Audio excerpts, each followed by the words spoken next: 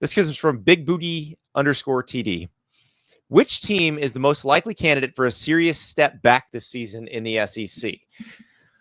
Ari, I'm going with Ole Miss here just because that was probably the best roster Ole Miss has ever had last year as a program.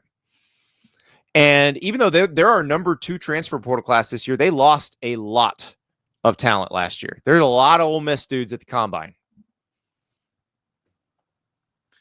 Well, Ole Miss is the layup answer because of how much they lost and how much they invested into their roster for last season. I've got 2 that are going to make people mad. I mean, half the SEC can't go backward after what happened this year, but let me ask you this one, and I'm going to duck. Okay? Okay. Is it possible, if Keelan Russell isn't the savior, and that they have a quarterback issue, that Alabama goes 8-4 this year? It's only one more loss than last year. It's major step back. It would be 8-4. It would be a cataclysm at Alabama if they go 8-4 because they're just so used to being great under Nick Saban. Just go with me on this. Auburn is much better. Okay. Oklahoma is much better. LSU is much better. South Carolina is just as good as they were last year. Tennessee is very good. Mizzou gets their act together. Georgia, Wisconsin, Florida State is much better. Now, going 8-4 against this schedule would be rough. It's kind of hard to find 4 losses if Alabama is who we think they are. Right? Like, are we sure? We don't know about the quarterback. Be better. We don't know about the quarterback situation yet, but we do know Alabama is going to be good everywhere else. So it is hard for me to predict that. Even if the quarterback situation does not work out. I don't want this to turn into Ari thinks Alabama is going to go 8-4, but they are in a position where they have to be outstanding to improve from last year. And if they are the same as they were a year ago, but the ball bounces in the opposite direction in one more game, you go. The South Carolina game is a good example of that. Yeah. I'm just saying it's not out of the question that Alabama falls into a team. Because, like, when you look at regression, it's like, I guess everybody will be like, South Carolina got lucky last year. They're going to suck this year. It's like, okay. I think Lenore Sellers is only on the upswing. Florida doesn't have very much to drop. Auburn doesn't have much to drop. Arkansas, Kentucky, Mizzou, Mississippi State. Like, there's not a lot of options here. So when I'm looking at, like, teams that could take a real step back, like Alabama losing 9. What if they go 9-3 again? Like, is that a step back? Because that's multiple years. Alabama doesn't play by the same grading rubric. Right. Well, here's another one that doesn't is Georgia. We don't know who's going to start at quarterback at Georgia. We assume that because they recruit so well, they're going to just be right back in it. But will they? Yeah, and I think maybe Georgia would probably have been even a better answer than the Alabama one, just from the sake of, like, if Georgia goes 9-3. Yeah, that's a step back. We don't know if Gunnar Stockton is the guy yet, but they've also got Ryan Puglisi there, who you know how I feel about that, where Ryan Puglisi did not care that Dylan Raiola was committed to them. Like, I love the guys that feel like it doesn't matter who else shows up. I'm coming anyway. I'm a fan of that. Gunnar Stockton, clearly beloved by his teammates. So I think they're going to be all right, but I don't know. Now, on the flip side of what I said about take for the show, you want me to go viral? I'll go viral. Oh boy, here we go. One of Alabama or Georgia will miss the playoff next year. I mean, one of them missed the playoff this year. I don't think that's that hot of a take. One of them will reach the regression thing that we're talking about this year. They're both not going to be great. Okay. That is not, you're right. People will get mad about that. I don't think it's that hot of a take. I don't either. Because I think it's hard. We've talked a bunch on this show over the last few months about how hard it is and how not just hard, impossible it will be to recruit in the way that Alabama did under Nick Saban or the way that Georgia had been doing under Kirby Smart.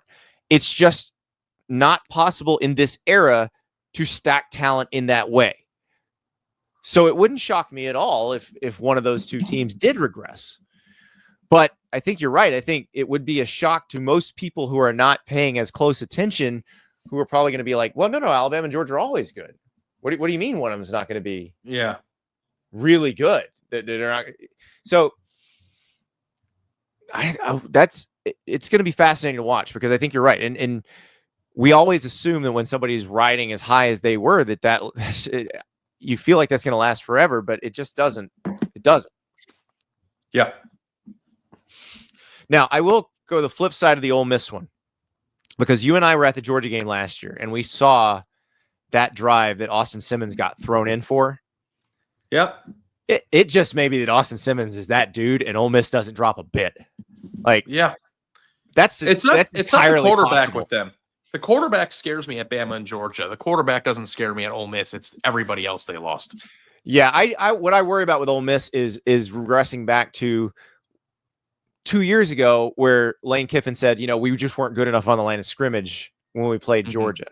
And that is, you don't want to go back to that because they clearly fixed those issues last year. Losing Walter Nolan and Trey Harris is pretty brutal. They lost, and that's not even scratching talent. The surface of just those are just the two that stick out to me. But like Chris Paul, I don't think people understand how good Chris Paul was for them last year, and he's going to be a good NFL player too.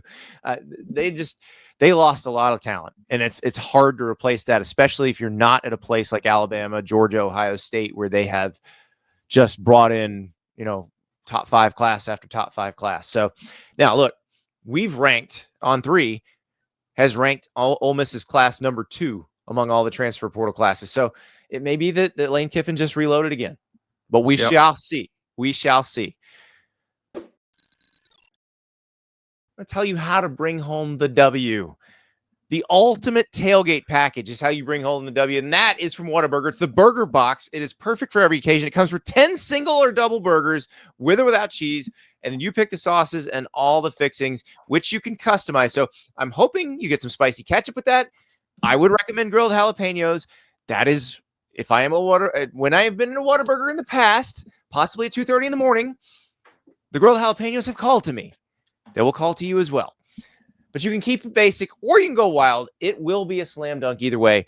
Order online between April 4th and 7th on the Whataburger app to get double reward points. Also, don't forget, you could do the Whata Wings party pack from Whataburger. Invite some friends over, cheer your team to victory. 72 boneless tender bites, a family fry box, and your choice of sauce.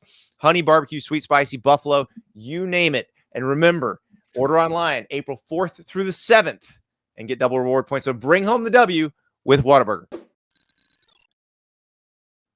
Producer River pointed out there is a lot weighing on Nico Iamaleava's shoulders at Tennessee this year, too. Oh, yeah. This is a 10-2 team that made the playoff. They lost some really good defensive linemen. Now, they were super deep on the defensive line. I'm still not that worried about Tennessee on the D-line.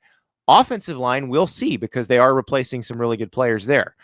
But that's the one there's a lot of pressure. To have about Tennessee is whether or not last year was their ceiling.